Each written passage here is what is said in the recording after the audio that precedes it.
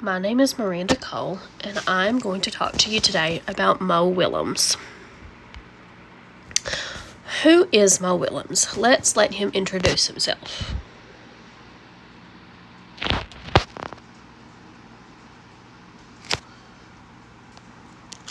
Hello, my name is Mo Willems, and I make books. I grew up in New Orleans, Louisiana, and it was a great town to grow up in because there were a lot of characters and eccentrics and just basically weird stuff going on. The first real character I came up with was this guy named Laserbrain, and he was really just a terrible space hero who had lost his brain in a space accident or something, and he tried to be a hero, and whatever he did, he just made the situation worse. When I was pitching stories back in the early 90s or mid 90s, I've made a little sketchbook for clients and friends called Don't Let the Pigeon Drive the Bus, which features a pigeon who really wants to drive the bus. Hey, can I drive the bus? Please? I'll be careful. Because I need to spend so much time with my characters, because it takes so long before I can figure out who they are, I need to work on as many characters as possible. So while I'm working on a book of one set of characters, I'm thinking about and doodling another set. And don't tell the pigeon this, but Elephant and Piggy are my favorite books to make. I've read better books. These two guys are such great friends and really so incompatible. For Elephant, the cup is half full with yuck. And for the piggy, she's just so exuberant. It takes a long time for a character to gestate, to really become who they are and to figure out what they would do in different situations and let them, metaphorically, drive the bus or drive the story. So the way the characters look, whether I use an ink line, whether it's sketchy, whether I use a crayon or a pencil or a paintbrush, whatever I use has to come out of who the characters are and how the characters react. And it just is a question of who comes to the fore. And the characters that are ready are always going to be my next book. I've just completed a picture book that I'm excited about. It's a little bit different than the books that I've done before in the sense that the paintings are paintings, they're watercolors, and that almost every character is naked. It's about a naked mole rat who likes getting dressed and the scandal that causes in the naked mole rat community, and it's called Naked Mole Rat Gets Dressed. Now, why should you read? Why should you read? Well, because if you read, then maybe you'll read one of my books, and then maybe you'll start drawing my characters, and you'll write a book that I want to read. Wouldn't that be cool? See ya.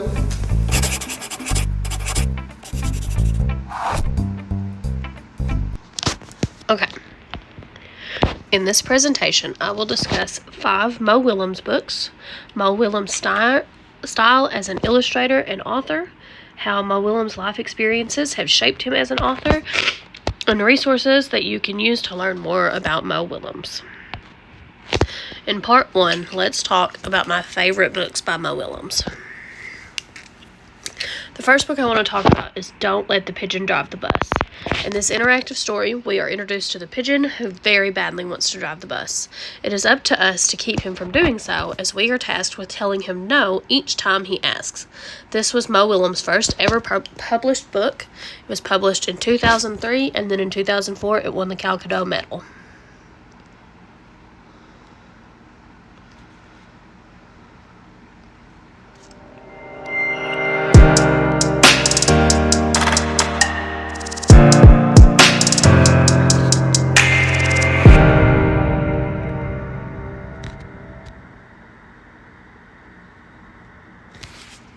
Reading Pioneers is proud to present Don't Let the Pigeon Drive the Bus.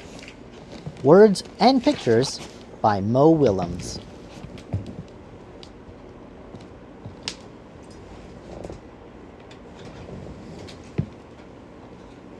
Hi, I'm the bus driver.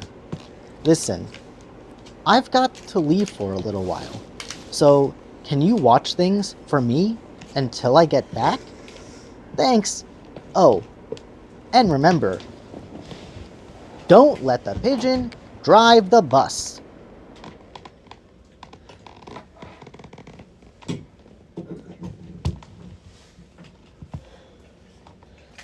I thought he'd never leave.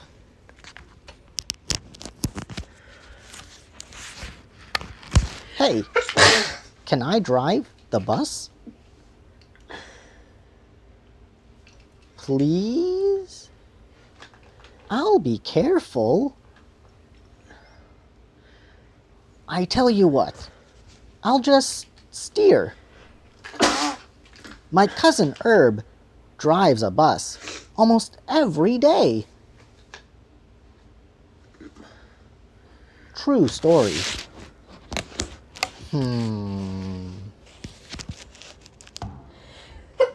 Vroom, vroom, vroomy, vroom, vroom. Pigeon at the wheel. No? I never get to do anything. Hey, I've got an idea. Let's play Drive the Bus. I'll go first. Come on. Just once around the block. I'll be your best friend. How about I give you $5? No fair. I bet your mom would let me. What's the big deal? It's just a bus. I have dreams, you know. Fine.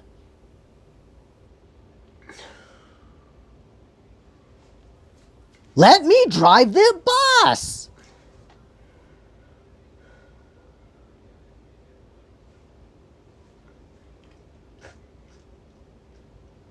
I'm back. You didn't let the pigeon drive the bus, did you? Great. Thanks a lot. Uh-oh. Bye. Hey.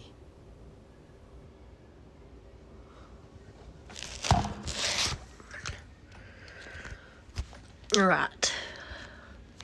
Book number 2 in this presentation is Don't Let the Pigeon Stay Up Late. In this book, we are once again responsible for telling the pigeon no, but this time he wants to stay up past his bedtime. This one was published in 2006, and it received the National Parenting Publication Award in the same year. This is one of my favorite panels of illustration from the book. As you can see, it's made in that comic strip style that we saw in the last one, and it is just the pigeon over and over again insisting that he should be allowed to stay up late. Book number 3 is Waiting is Not Easy. In this book, we find Piggy and Elephant waiting. Piggy seems to be waiting more patiently than Elephant, who is really struggling to believe anything could be worth this kind of anticipation. This one was published in 2014 and was the winner of the 2015 Theodore Seuss Geisel Award.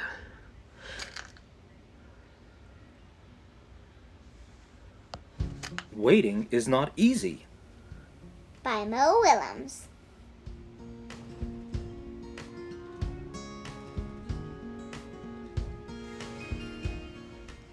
Waiting is not easy. Gerald! I have a surprise for you. Yay! What is it? The surprise is a surprise. Oh. Is it big? Yes. Is it pretty? Yes. Can we share it? Yes. I cannot wait. You will have to. Wait? What? Why? The surprise is not here yet. So I will have to wait for it? Yes. Groan. Oh well. If I have to wait, I will wait. I am waiting. Waiting is not easy. Piggy, I want to see your surprise now. I'm sorry, Gerald, but we must wait. Groan. Oof! I am done waiting. I do not think your surprise is worth all this waiting. I will not wait anymore. Okay, I will wait some more. It will be worth it. Groan. Eek! Piggy, we have waited too long. It is getting dark. It is getting darker. Soon we will not be able to see each other. Soon we will not be able to see anything. We have wasted the whole day. Well, We have waited and waited and waited and waited. And for what? for that.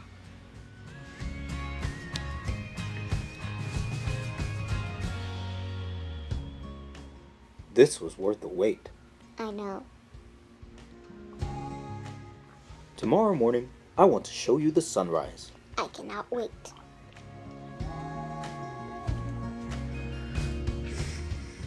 Wow.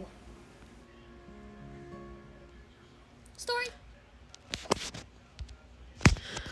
The next book I want to discuss is I'm a Frog. This is another of Elephant and Piggy's adventures, but this time we find Piggy trying to teach Elephant how to play pretend. Elephant seems pretty reluctant though. How can he possibly be a frog if he is an elephant? This one was published in 2013, and this is one of my favorite illustrations from the book. I just love the emotion that it conveys with almost no dialogue. The only dialogue we see is from Piggy. The last book I want to talk about is Leonardo, the Terrible Monster. Leonardo is a monster who can't scare anyone, or so he thinks. In this story, we will see Leonardo try to scare the tuna salad out of someone. Will he succeed? This one was published in 2005.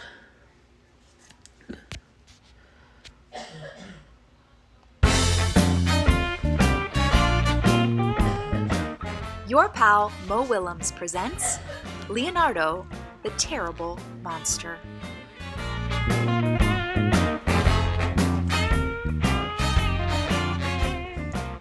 Leonardo was a terrible monster.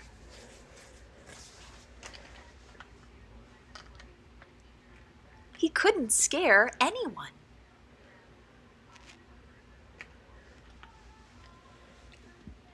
He didn't have 1,642 teeth like Tony.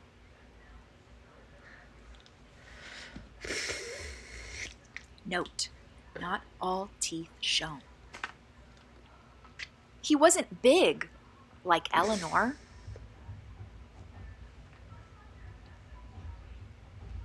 And he wasn't just plain weird like Hector.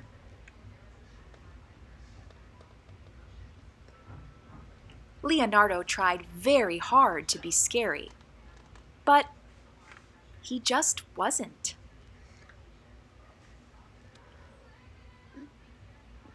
One day, Leonardo had an idea. He would find the most scaredy cat kid in the whole world and scare the tuna salad out of him. Leonardo researched until he found the perfect candidate.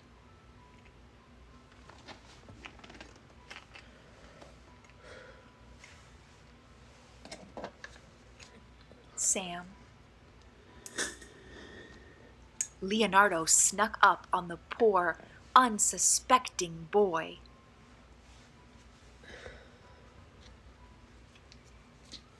And the monster gave it all he had. Grrr, roar, ha, blaggle, blaggle. Until the little boy cried. Yes! Cheered Leonardo. I did it! I finally scared the tuna salad out of someone. No, you didn't, snapped Sam. Oh, yeah, replied Leonardo. Then why are you crying? My mean big brother stole my action figure right out of my hands while I was still playing with it, and then he broke it on purpose, and it was my favorite toy, and I tried to fix it, but I couldn't, and I got so mad I kicked the table and I stubbed my toe on the same foot that I hurt last month when I accidentally slipped in the bathtub after I got soap in my eyes, trying to wash out the bird poo that my brother's cockatoo pooped on my head, and I don't have any friends, and my tummy hurts.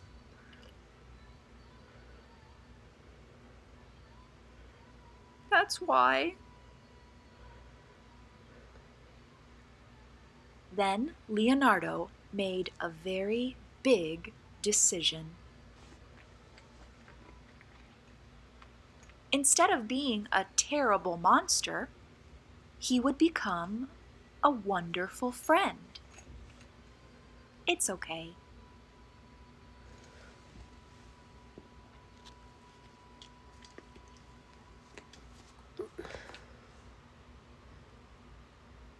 But that didn't mean that he couldn't try to scare his friend every now and then. Boo!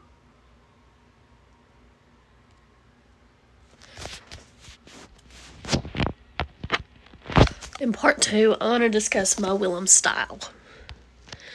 As an author, Mo Willems creates fun characters that are silly, expressive, and easy for children to relate to. He explores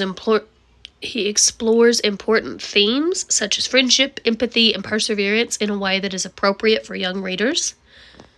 And he writes stories that are easy to access, whether that be through fourth wall breaks or dialogue that's exclusively written in speech bubbles.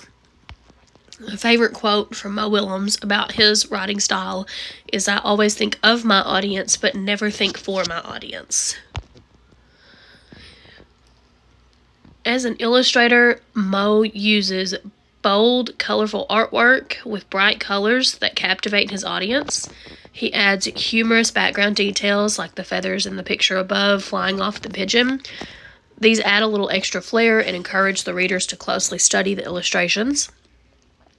And he uses simple and expressive illustrations that convey a lot of emotion while still being easy for young readers to replicate. How has Mo Willems' life shaped his work? So here's like a timeline of Mo Willems' life. He started out as a television writer. Before publishing any books, he worked on Sesame Street as one of the principal writers, and he won 6 Emmys there. He faced a lot of rejections from publishers early on in his career as an author. This created a spirit of perseverance, which we can often see reflected in his books and characters.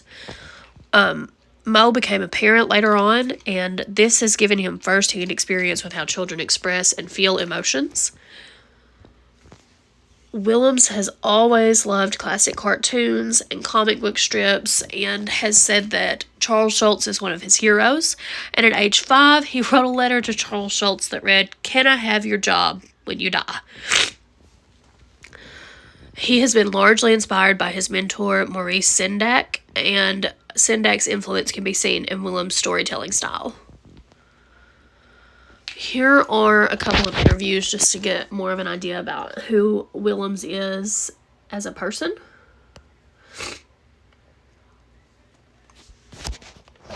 I'm answering kids' questions. Real kids. Okay, here we go. Question number 1. How long did it take you to write The Pigeon Needs a Bath? How long does it take a baseball player to hit a ball? Half a second? No, their whole lives. Because every time they swang, is swang a word? They swung it. I am writer man. They swung it, the bat, and they missed. They remembered, and then they would swing a different way. And every time they hit it, they would remember.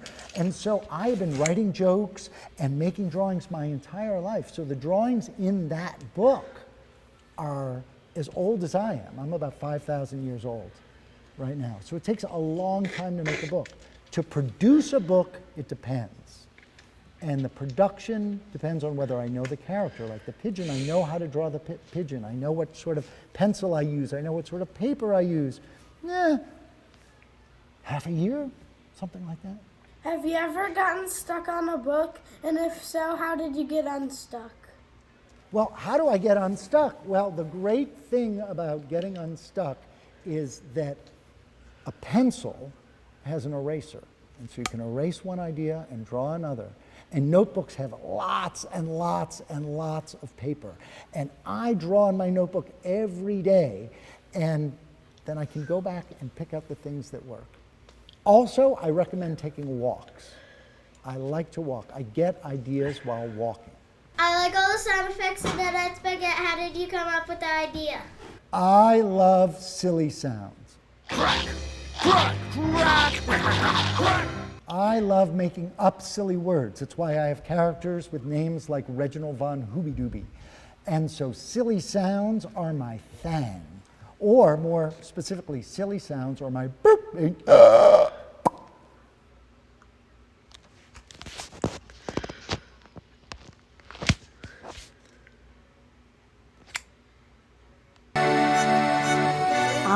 Paris, Mecca for American writers, from Henry James to Ernest Hemingway to Mo Willems. Who's Mo Willems? Well, if you know a young child, then the name and the work may be very familiar. Willems has written and illustrated a string of best-selling children's books. But why is he in Paris? Writers for years and years came to France because they somehow decided it was a place to think deep thoughts. Absolutely. No, that's, Really? that's absolutely the same. A children's book writer needs to think deep thoughts You too. have to think the deep thoughts because that's the philosophical age. A 5-year-old is asking questions. Why are people mean? What is death?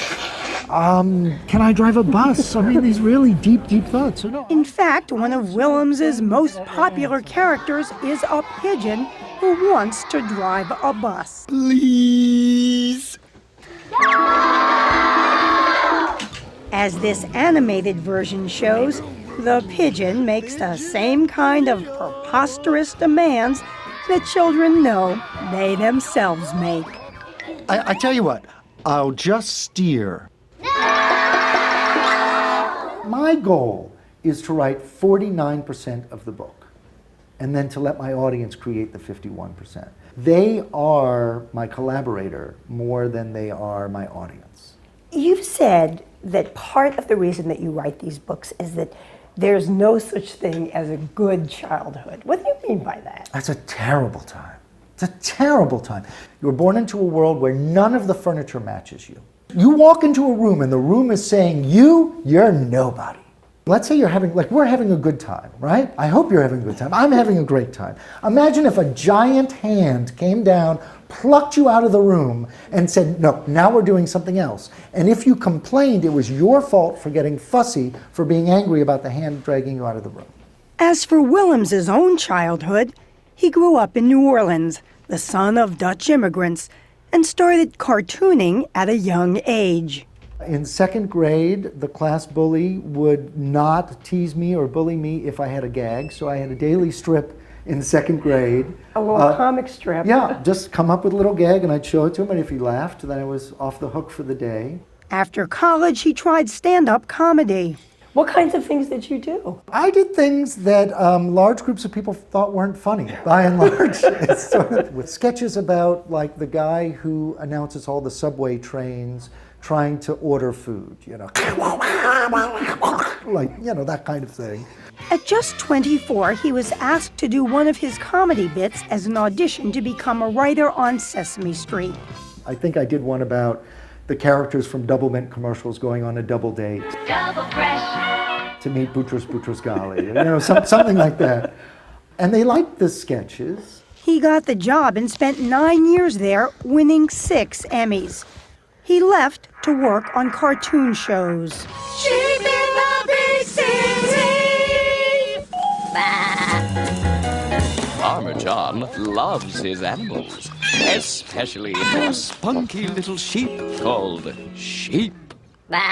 What made you say, okay, I am gonna write books for children? It was a confluence of a lot of things. First of all, I said I want to write books for children, and it took many years for publishers to say okay. So just saying it doesn't make it necessarily happen. But his first published book about that pesky pigeon was a sensation, winning the prestigious Caldecott Honor in 2004 for Most Distinguished American Picture Book for Children. Willems was still working on a cartoon show. And I told my boss, hey, I want a Caldecott Honor. He said, great, story meeting in 10 minutes. Right? Unbelievably lucky enough, the next year I got a Caldecott Honor. So I had a better sense of what it was. So I said, hey, boss, I got a Caldecott Honor. I quit. That second Caldecott Honor, and a third, came for his books about Knuffle Bunny, roughly based on his daughter Trixie's beloved toy, which once got left at the laundromat. Moe's genius is that here he has taken, if you will, this inanimate object, and the way that he gives it the expression. Look at the ears and the, just these little pinpoint eyes. I mean, this is a helpless victim. Nick Clark is chief curator at the Eric Carle Museum of Picture Book Art in Amherst, Massachusetts, which just hosted an exhibit of Mo Willems's work, including drawings of Elephant and Piggy, best friends who grapple with important issues of jealousy, friendship, and how to have fun. He just knows how to make us laugh, and so that we see this elephant going crazy. doing this amazing kind of waving, and the beads of perspiration coming out of his skull, and the really goofy expression. Elephant and Piggy made their stage debut at the Kennedy Center last fall. Willems wrote the play and lyrics. What a guy, what a gal, super best I've ever found. And yes, there is something of resemblance to the author in the character of Elephant.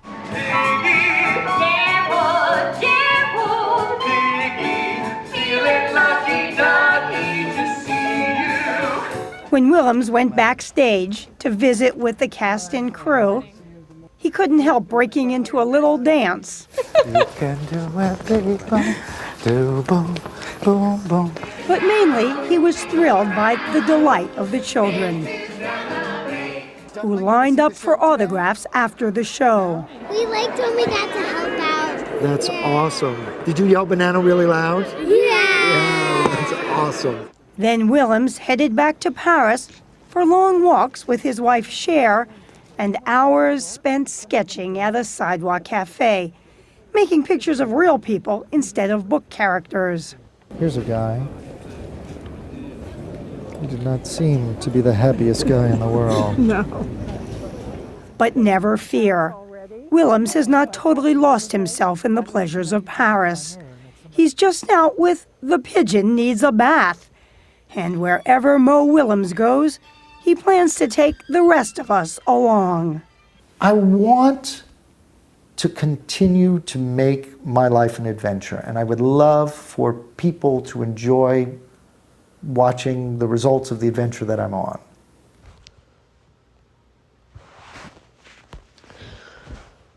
If you watched this presentation and you've decided that you want to learn more about Mo Willems, I have some resources for you to check out.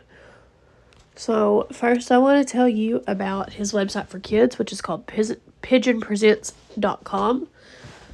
And he also has a website for adults called mowillemsworkshop.com. Both of these they feel very kid-centric. The only difference is that Mo Willems Workshop is a little more detailed in the information that it provides. They have fun resources for kids, updates about progress, like books that are in progress, different things that he's got going on as far as art exhibits and shows that are coming out. I also have a Google Doc of ideas for using the books presented in Part 1 in your classes that I am making available to you. Mo Willems has an Instagram page where he posts updates and pictures of different characters. And then there's one more video, author Mo Willems' Magical Menagerie. It's by CNN, and it's a really good video if you just wanted to get a feel of the author a little bit more. Thank you so much for watching, and I hope that you found this information useful.